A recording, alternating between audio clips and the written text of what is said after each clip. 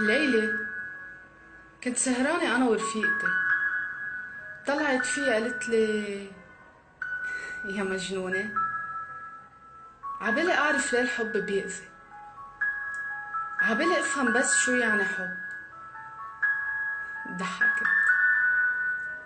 قلت لها: رح خبرك قصة لتفهمي شو يعني الحب.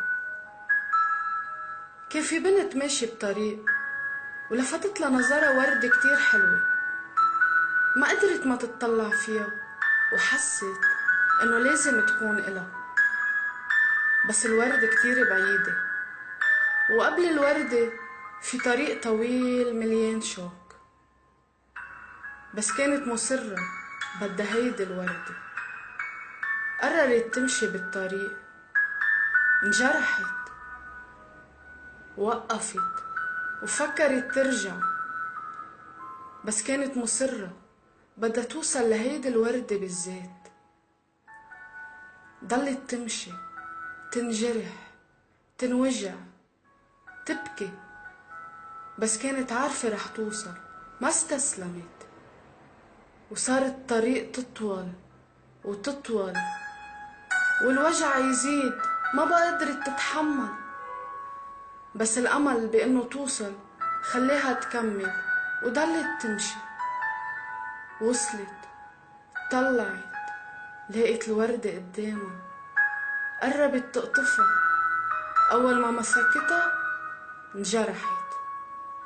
الوردة كانت مليانة شوك، ما قدرت حتى تلقطها.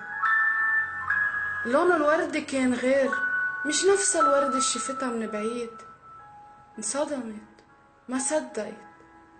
كل هالعذاب كرمالها وما طلعت نفسها اللي بخيالها. قعدت تفكر كيف بدها ترجع، طريق طويل وما بدها ترجع تنجرح. شافت مطرح ما كانت بالأول وردة كتير رائعة، كيف ما انتبهت لها.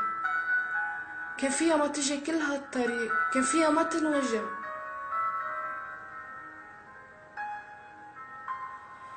كان فيها ما تتعذب، بس ما شفتها. وهيك نحنا يا رفيقتي منمشي ورا الإنسان اللي بيأذينا، ومنقول الحب مش موجود، الحب مأذي. منشوف الإنسان اللي بيقتلنا، بس ما منشوف الإنسان اللي بيضحي ليكون معنا. ما تلوم الحب يا رفيقتي، الحب كتير حلو. لوم الإنسان اللي ما بقى عم يعرف يحب. هلأ عرفتي شو معنى الحب يا رفيقتي؟